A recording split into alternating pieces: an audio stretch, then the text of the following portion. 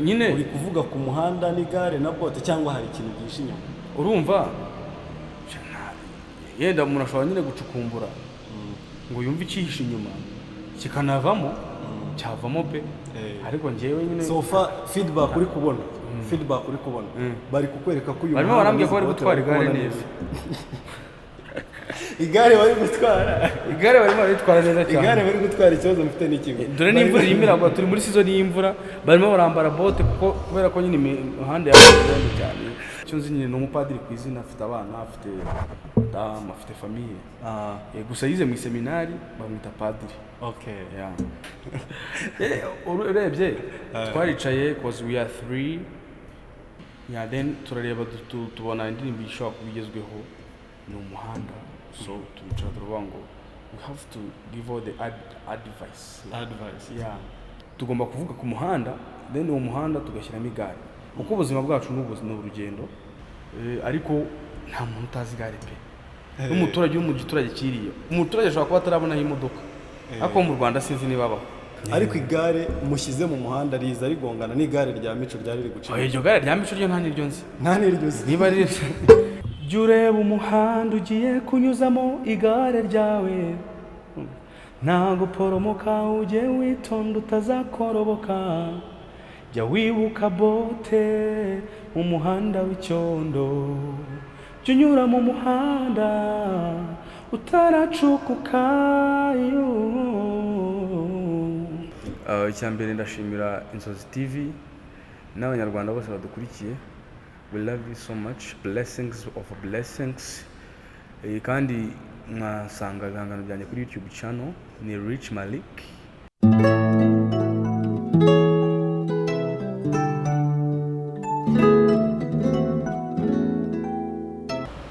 Ni Inzozi TV online. Twishimiye kuba turi kumwe namwe. Turacyabasabira guhirwa mukagira imigisha mu byo mukora byose. Uno munsi nk'uko tugenda dushaka impano zitandukanye, tukagenda tugerageza kureba abantu bafite ibikorwa byo muri muzika bagiye bakora kandi bifatika. Uno munsi nawe na Rich Malik ufite ukuntu yamenyekanye muri karaoke, bariya baririmba indirimbo za karaoke basubiramo indirimbo z'abandi, ariko uno munsi ntabwo ariko turi bwibandaho cyonyine, turi buze kuganira na Rich Malik nk'umuhanzi winjiye muri kariyeri solo kandi afite n'ibikorwa byinshi cyane akora mu muziki kugira ngo ari buze kugenda tubwire ko icyaba cyiza nuko yatangira atwibwira nka Rich Malik mbere na mbere w'umunyarwanda cyangwa Rich Malik ufite aho yavutse, akongera twibwira nka Rich Malik w'umuhanzi noneho arahitamo hatangire. Rich Malik nyumva ndiso, jya ureba umuhanda ugiye kunyuzamo igare ryawe, nta guporomoka ujye witonda utazakoroboka, jya wibuka bote mu muhanda w'icyondo, jya unyura mu muhanda utaracukuka. Rich Malik nyumva ndiso wanda waba ari gukurikira urese wanda ndise umwana wese nawe guhereza igare. Then tutaragera ku igare ndifuza ko igare riri buze nyuma n'izo bote tukaza kutubwira uburyo turi buze kuzifata. Mbere yuko tugeraho ndagira ngo duhere kuri Rich Malik yinjira muri kariyeri ya muzika, n'ibyari atangiramo, n'ibyari yinjiye muri karaoke, n'ibyari yasohotse muri karaoke mbere na mbere. Maze imyaka itatu, almost 3 years, ko natangiye mu bya live 2017 nkora n'umuntu witwa Yasobanuye Galaxy.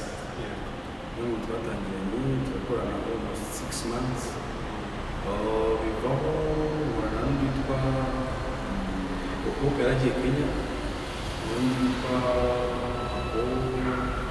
n'undi witwa muri Jambo Pen Marriott mu Habati, witwa Pedro yana nikorana na Shushu twarakoranye, niyo twakoranye indirimbo yitwa Imbabazi muri Instagram. ndagira ngo indirimbo remix kuko iki kintu ndifuza ko kiba ikiganiro cy'umuziki kiba ikiganiro cyo kuvuga nka Rich Malik n'umuturanyi ndagira ngo umpe no kuri iyo ndirimbo kuko iyi ndirimbo nkunda cyane iriya yashusho mwayakoranye twakoreye remix ya Rich Malik kuva nje nkivuka sinigeze mbona mama wambyaye namenye ubwenge mbona mama na papa gusa umva abandi bana bahamagara ngo mama ari he ibyo nabyumva umutima wanjye ukababara maze mbaza papa ni mama wambyaye aba papa aransubiza ati yoko wakubyaye yaradutaye yakunanye kera cyane ukiri muto tumubwira ngo iyi ndirimbo rero ni uko ino ndirimbo ifite igisobanuro mu buzima bw'abantu benshi cyane kuko wese munzi ko abantu benshi ukunda gukorera iyi ndirimbo kuririmba ino ndirimbo bifite meaning bihayidinga mu buzima bwawe cyangwa ni ibintu ya indirimbo ifite story Abanyarwanda abenshi bisangamo nta nubwo ari Abanyarwanda gusa indirimbo ukoze translation yayo ugashyira mu Cyongereza cyangwa mu Gifaransa cyangwa mu Lingala cyangwa any language ni ibintu byeze ma divorce rero bigo separation of marriage bibaho biraba cyane muri iyi minsi n'ubundi byakoze ariko these days biri too much cyangwa se nko ku Rwanda turi no ku Rwanda amateka yabaye ku Rwanda hari abantu babuze ababyeyi babo muri genocide biba ngombwa nyine ko hasigara umubyeyi umwe cyangwa se bose bagenda iyi ndirimbo ushobora kuririmba ku mubyeyi ukagira agahinda ku mubyeyi w'umupapa cyangwa umumama wari wese waba mwaraburanye cyangwa se waba warabutaye cyangwa yaranapfuye akapfa utanamuzi utarigeze umumenya ubundi wumva ni story nyine iri everlasting hari aho ihurira nawe cyangwa nta ihurira nanjye ko then nkongera nkagenda kuri Rich Malik winjiye muri ukoze karaoke presque imyaka itatu ukayana benshi wakoranye n'abantu benshi kandi banafite n'izina rifatika mu muziki guhura n'abo bantu byaguhinduriye iki mu byubatse izina ryawe gute byahinduye gute kariyeri yawe cyangwa no gukora kwawe urumva icya mbere ni experience biba byarasize experience mu buzima ikindi biba byaraguhuje n'abantu b'ingirakamaro baba baragufashije in terms of money cyangwa se bikadufasha in terms of money tukabona amafaranga tukabona amafaranga tukabona n'abantu then tukiga n'ikibuga ukagira experience ya stage ukagira byinshi uri mu bantu yo kuri stage ukunda gushimisha abantu kuko nge hari stage runaka nanjye nakusanga biriya buryo uri kubikora hari n'akantu k'amatsiko gahita kanzanira hari abantu bavuga ngo hayi cyangwa ibikoresho bifata ibiyobyabwenge n'ibiki nibyo bituma nawe mushyushya abantu ngiye fata ikiyobyabwenge cyitwa umuziki iyo ngeze kuri stage nanjye sinzi ukuntu bigenda njya ndeba video zanjye no gukora performance navuga ngo uyu ni njye ku buryo nyine nanjye ndamutse mbibonye navuga ngo this is crazy ndamutse mbibonye nk'umuntu runaka utarya iyo mbonye my videos some videos of mine abantu baragiye bafata cyangwa baragiye bifatisha ndi kuririmba ndi kuri stage nyine urumva ni ibintu bindi moto nanjye sinzi ukuntu mbikora sofa tutaragera kuri musique ino kariyeri so kuyitangira mbere y'uko winjira muri ino kariyeri so kuko nake kuyigiyemo iriya indirimbo ya mbere nakoze indirimbo yitwa yari iya mbere niyo my first song nakoze niyo yatangiye mwaka 2019 iri kurangira nko mu kwa 10 ya kabiri y'ubucuruzi nko mu kwa 11 kugira imbabazi yego shusho yazaga tugahura ya gatatu ngenda nkorana n'abandi umusaza nyine turi no gukorana ubu ngubu witwa MPC Padiri. Ahubwo icyo nacyo nari kukikubaza, uriya mugabo ni umupadiri cyangwa ni Genda ashobora kwisobanuraho neza nyine muhaye interview nawe akivugaho for more information, ariko njyewe icyo nzi nyine ni umupadiri ku izina, afite abana, afite dame, afite famille. Gusa yize mu seminari bamwita padiri. Okay. Yeah. Then noneho tugahita tujya kuri musique naho yawe winjiye indirimbo ndi ushaka ni promotion y'indirimbo urimo, ni indirimbo uri kuza imeze nkaho ngewe nkiyibona ubwanjye ndi kubona ko hari niveau runaka iri bugukore kujyana ku yindi. Ino ndirimbo yaje ite indirimbo bamwe abagenda bayireba benshi bagiye bambwira kuri comment, bagiye harimo nagiyemo nabavuga ngo ni igare ryaje mu yindi shusho. Urebye twaricaye cause we are 3 since muri lockdown. We are working like a team a little bit. Turi batatu, hari witwa Daboyeni, hari witwa Padiri, MPC Padiri na Malik. Abo bose bafite their YouTube channels ushaka kujyaho ukareba indirimbo. Noneho twari twakoze indirimbo yitwa turashimira, yitwa rwatubyaye. We are talking about the country. Ku byiza by'u Rwanda, ibiki by'ingabo z'u Rwanda zadukoreye, whatever dukora indi yitwa yo gukunda umurimo, dukora indi yitwa ibi bya lockdown, yitwa ibihe bibi. Then turareba tubona indirimbo ishobora kubigezweho ni Umuhanda. So tubicara turavuga ngo we have to give all the advice. Yeah, today kuri young urubyiruko. Yeah, tuvuga ngo reka tubikore, twicara nyine turabinoza, tuvuga ngo yes, tugomba kuvuga ku muhanda, then uwo muhanda tugashyiramo igare, kuko ubuzima bwacu ni urugendo.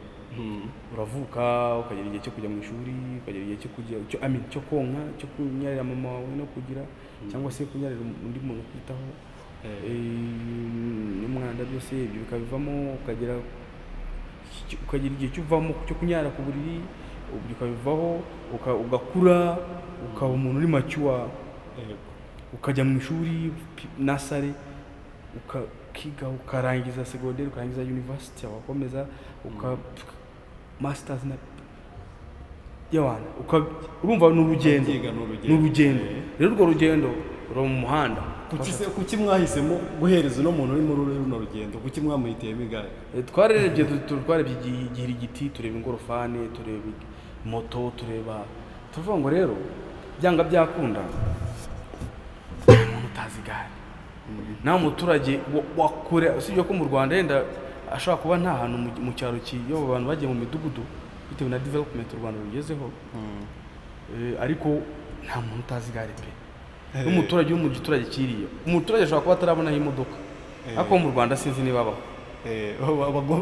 Mu Rwanda ntaho utazi imodoka, ariko nyine imodoka ashobora guhita yifata. Se washyira ubwiye umuntu ngo gireba umuhanda ugiye gushyiramo imodoka yawe, ahita avuga ngo byanga byakunda iyi modoka se nayigura. How can I afford the car? Ndi umuntu wo mu cyaro, na moto ntarayigura, nigira igiti ntakigendaho, cyo kora ashobora kuafordinga imoto, igare. Turavuga rero kubera ikintu umuntu wese yakwafordinga, ari umukire yacyafordinga, yarigura, yagura rya siporo, fa kuba igare. Ari umuntu nyine uri middle, yagura isanzwe, n'uciriritse yarigura, n'umukene cyane yarigura. Urumva nyine turavuga ngo reka dushyiremo igare. Igare ribarije gutyo, ariko igare mushyize mu muhanda riza rigongana n'igare rya Mico ryari riri gucika. Iryo gare rya Mico ryo nta niryo nzi. Niba ari hari simbizi yapfanye. Numvise igare ryitwa irya Mico, ariko sinzi niba irya Mico ryo ryanjye. Ayanya aratandukanye. Okay, igare ryawe ndagira ngo utangire uturirimbira ku muhanda ho gato kugira ngo n'ubundi n'umuntu ahite numva ko ayo magare yanyu aratandukanye. Yeah. Jya ureba umuhanda ugiye kunyuzamo igare ryawe, ntabwo poromoka ujye witonda utazakoroboka, jya wibuka bote mu muhanda w'icyondo, jya unyura mu muhanda utaracukuka. Habaho imihanda yatwawe n'isuri, akabaho n'iyindi ihanamye bumanga, n'iyindi mihanda inyereza nk'amavuta ya moteri. Guhitamo umuhanda icyemezo cyawe, nyumva ndiso, fata feri ritakwica. Jya ureba umuhanda ugiye kunyuzamo igare ryawe, ntabwo poromoka ujye witonda utazakoroboka, jya wibuka bote mu muhanda w'icyondo, jya unyura mu muhanda utaracukuka. Dore uyu muhanda utaracukuka, uyu muhanda biri busabe kwambara bote kandi tugiye gutwara igare, tugiye ku igare none tugomba kwambara bote, ni nkaho tugiye kugenza amaguru. Oya, urumva iyo uri ku igare ukambara butusi mu muhanda w'icyondo ntabwo ibyo bikugeraho. Ibyo naby'itura kuri bote ntabwo bijya ku ipantaro, kuko bigiye ku ipantaro ntabwo bizi. Wakumva abahanzi ubundi iyo muri guhanga harimo ubusobanuro umuntu ahita yumva, nk'uko iyo umuntu avuze umugani ngo iyo umuntu aciye umugani ushobora kugira ibisobanuro bibiri. Igisobanuro cya mbere uko wumva nyine kuko uko uvugitse, hari n'ikihishemo muri wa mugani. Iyi ndirimbo hatajemo kubeshya, ntiharimo mesaje yishemo, ni igare uri kuvugaho ko nyine uri kuvuga ku muhanda n'igare na bote, cyangwa hari ikintu cyishimo. Urumva yenda umuntu ashobora nyine gucukumbura ngo yumve icyihishe inyuma kikanavamo, cyavamo pe. Ariko njyewe nyine so far feedback uri kubona bari kukwereka ko uyu barimo barambye ko bari gutwara igare neza. Igare bari gutwara neza cyane. Igare bari gutwara ikibazo bifite n'ikigo. Dore n'imvura yimira ngo turi muri season y'imvura, barimo barambara bote kuko kubera ko nyine umuhanda yabaye cyane. Barakomera ubwoba. Igare ngiye banze nyumve. Igare bari gutwara muri no minsi. Bari gutwara igare tuzi nyine yandi ya King James yaje kuri mata. N'ubuzima. Okay, ni rya gare n'ubuzima. Barakoze cyane. Ndetse bari indirimbo feedback ya iri hanze. Uri kuyibona gute in terms of abari kuyireba, uburyo bari kubwira komereza aho biri kuza gute? Birimo biraza nyine gake ko nyine amakuraje si indirimbo ya mbere mbonye. Iyo umuntu akubwiye ngo keep it up, bimuhereza nyine motivation. It's a big motivation. Urumva nyine baramotiva, nyine gerageza no kurebwa, umva umuntu agitangira ibintu ntabwo biba bisawa cyane, gutwara gakeya. Ikindi ubwo ndi buze kumera nkaho nkubazaho projet ufite no nyuma y'ino ndirimbo, hari iminsi runaka imaze nyuma y'ino ndirimbo, hari ikihe gikorwa kindi uraguma muri n'injyana urajya mu, kuko already iya mbere iyo gira imbabazi ifite uko imeze, tugafata igare, umuhanda umusore hari ukuntu umeze. Ubundi nakoze ebyiri za Frozok, nkora n'indi ya slow ivanze na izira style zigiye kumera nka abacha tukuntu yogira imbabazi ko uri muri style eshatu na reggae ni eshatu. Then nkurikizaho umuhanda afrobeat, mfite indi ya slow n'indi ya afro, man mfite indirimbo nyinshi kabisa nyinshi. Uyibona cyane icyo tuzumva icyo muzagitegamo cyane ni R&B, because it's my favorite style kandi ariko R&B, afrobeat, afrozouk niho cyane projet kurikira Twitter nkaryaye shall not exceeding a month. Already ndakeka ubu ngubu harimo n'ibyo uri gukora ubu ngubu, kuko duhuye ugiye muri studio hari ikintu. Okay, ndi muri studio already, kuko hano ni muri studio hano. Okay, turi gusoza hari utuntu tuba tumeze nk'utuntu hari stage zaferinze, hari ibintu utakwibagirwa mu rugendo rwa muzika. Ndagira ngo mbwire kuri aho gatoya ku muntu ukunda Malik, hari ukubona umuntu ari kumera nk'usakisidinga agenda hari ibikorwa akora umuntu akagira wenda bihita biza ako kanya.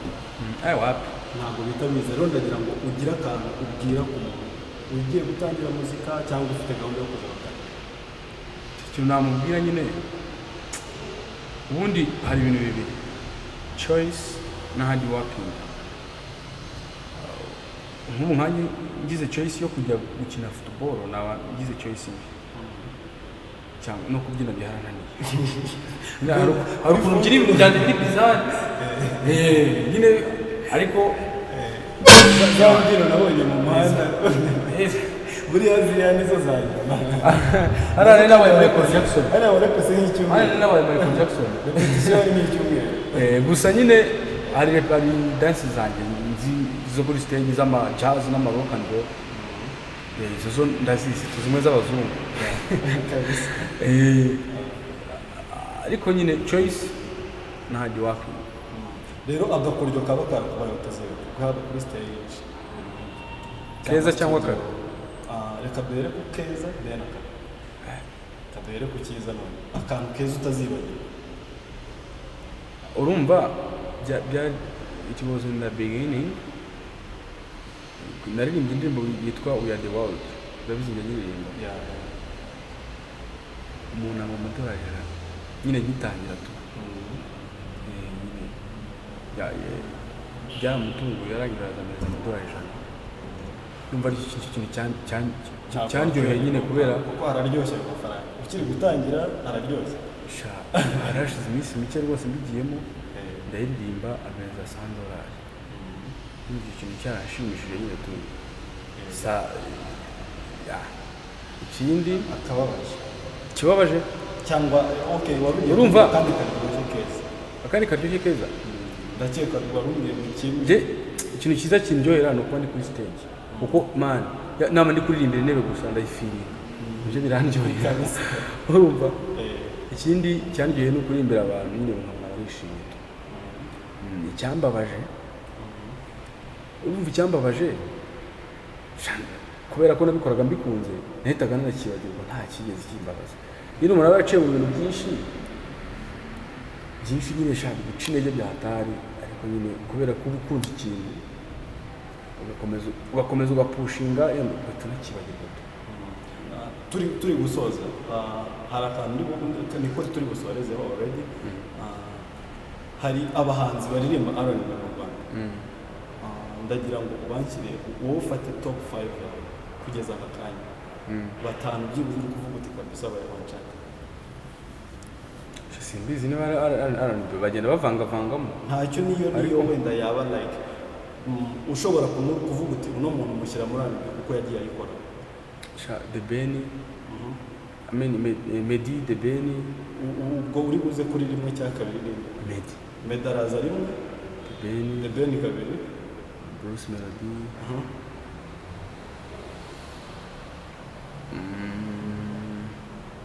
hari umuhanzi nkunda niba ari karimba R&B simbizi, suko nabyitana, umuntu witwa Alpha Rwiranye.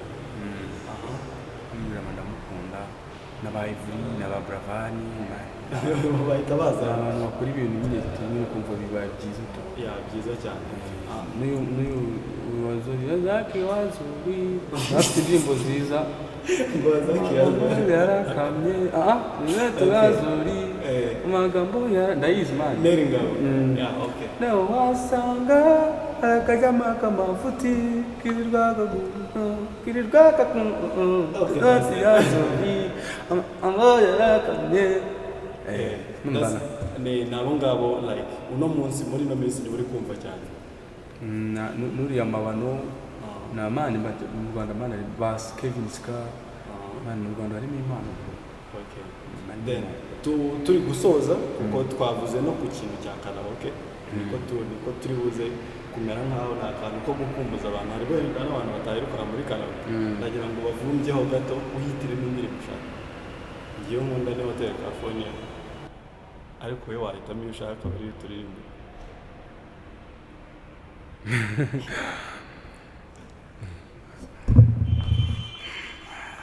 kuririmba voko ntaga